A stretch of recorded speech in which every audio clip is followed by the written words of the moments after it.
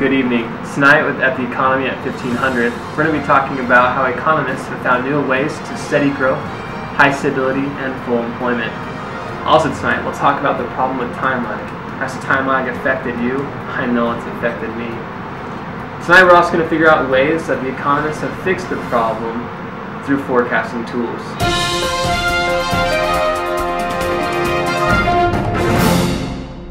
Hello, welcome back. I'm Cody Penman. And I'm Jace Broadbent. And we are here to pump you up. That's right, Cody.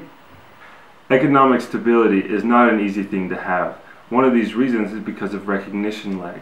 Recognition lag is the time period between an economic event and before policymakers knowing it. That's right, Jace. And did you know sometimes it can take up to 3 months for that to happen? It's insane. And after the policymakers even find out about this, there's a time before things are actually done. And that time period is actually called the administrative lag.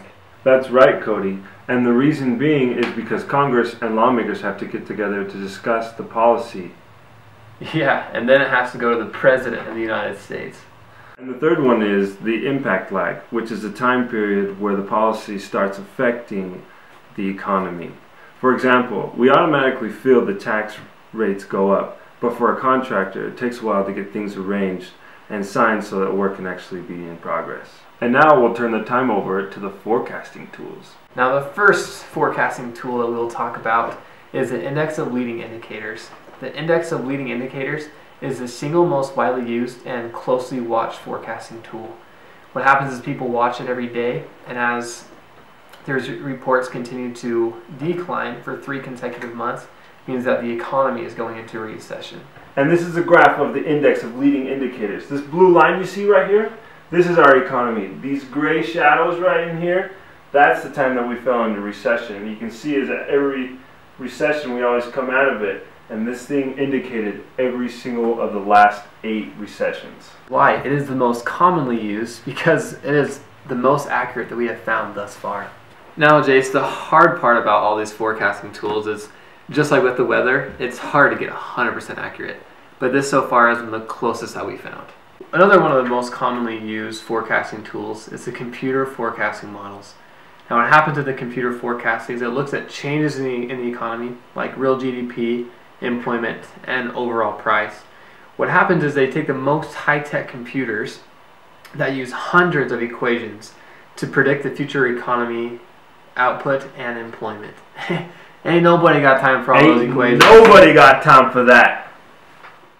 So it's really hard to tell for 2 different reasons. One, because you don't know when unforeseen events are going to happen. And 2, there could be a shock in the economy. The graph that we see here actually shows that there's a positive event taking place.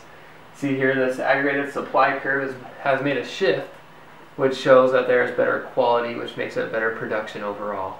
And the last forecasting tool are market signals, where economists receive information from different markets to find out what's going on in the economy. And this sends out a warning to start making policies right away. And coming up later at Econ News at 30:10, you will hear about teachers turning their back on students and the students throwing the balls at the teachers.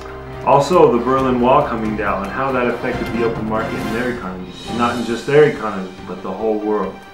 It's really made a big difference in the trading, as now you can trade easier from country to country.